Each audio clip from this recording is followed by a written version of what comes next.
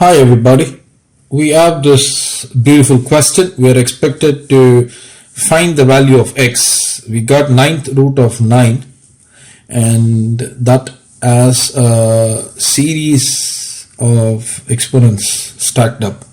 On the right hand side you got 9 raised to the power of negative 1 in the wedge, and inside the radical sign you got 7 to 9.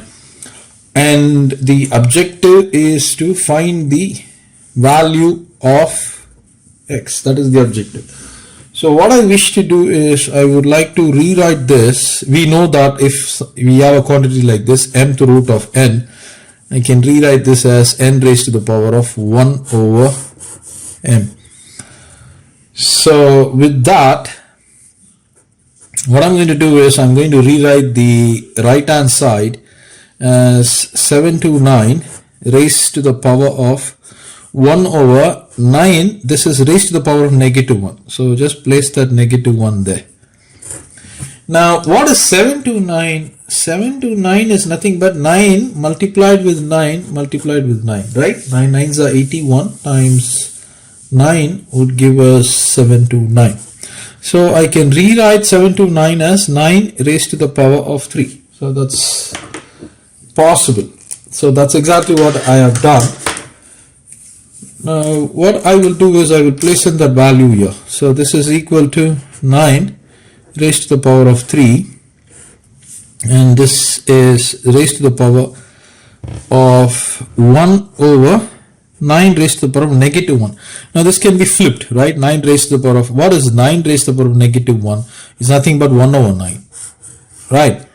So that's going to be 9 raised to the power of 3, and if I were to flip it, I would be getting 9 in the numerator, right? So this is rewritten as 9 raised to the power of 3 times 9 is 27. So this is what I've got on the right hand side. Now for the left hand side, I've got 9 in the wedge, so I can rewrite that as 9 raised to the power of 1 over 9, and I've got as I mentioned to you, string of exponents. So this is raised to the power of 4th root of 3, and that in turn is raised to the power of 20, and this 20 is raised to the power of negative 2 times x, and the x is carrying an exponent of negative 1. So this is how we have got. Now if we were to have something like this, say a raised to the power of 1 over n, and that is raised to the power of m, I can rewrite this as a raised to the power of m over n, right? So this is always possible. So by that, what I wish to do is I'm going to rewrite this as 9 raised to the power of this entire quantity. Say imagine this entire quantity, I'm taking it to be as some m, right? So this is going to be 9 raised to the power of 1 over 9, which in turn is raised to the power of some m. On the right hand side I've got 9 raised to the power of 27. Now this can be further rewritten as 9 raised to the power of m into 1 is m divided by 9, which is equal to 9 raised to the power of 27. Now the bases are same. So since the bases are same, let me use this part of the page. So this would mean I've got m over 9, right, is equal to 27. Now if you were to cross multiply this is going to be m is equal to 27 times 9.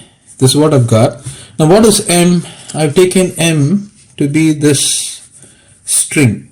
So let me place that string there now. So this is equal to, in place of m, I'm going to place this 4th root of 3, and that is raised to the power of 20, and that 20 is raised to the power of negative 2x with x carrying negative 1, and this is nothing but on the right hand side 27 times 9. So I wish to write 27 as 3 raised to the power of 3, and 9 I'm going to write it as 3 raised to the power of 2.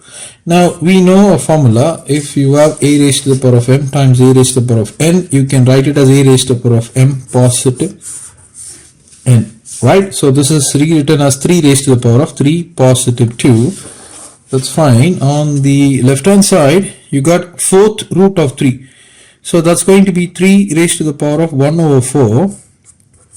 And that in turn is raised to the power of 20, which in turn is raised to the power of negative 2x, and x is raised to the power of negative 1.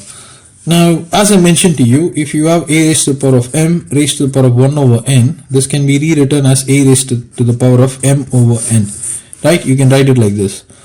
So that's exactly what I'm going to do. So this is going to be 3 raised to the power of 20 raised to the power of negative 2x raised to the power of negative 1 divided by 4 is equal to 3 raised to the power of 5. Now the bases are one and the same. Now since the bases are one and the same, I can actually equate the exponents. So this is going to be 20 raised to the power of negative 2x raised to the power of negative 1 is actually 20 divided by 4, right? Because that's exactly what we've got, right? Is equal to 5. Now 4 times 5, they can be cross multiplied. So this is going to be 20 raised to the power of negative 2 times x raised to the power of negative 1 is equal to 20. Now this is actually raised to the power of 1, right? So the bases are one and the same, so the exponents can be equated. So you get negative 2 times x raised to the power of negative 1 is equal to 1. Now I can push this x raised to the power of negative 1 to the denominator. That is going to give me 2 times negative 2 over x is equal to 1. I cross multiply this. If I were to cross multiply this, I get negative 2 is equal to x. Therefore, x is equal to negative 2. This is the value that I have obtained.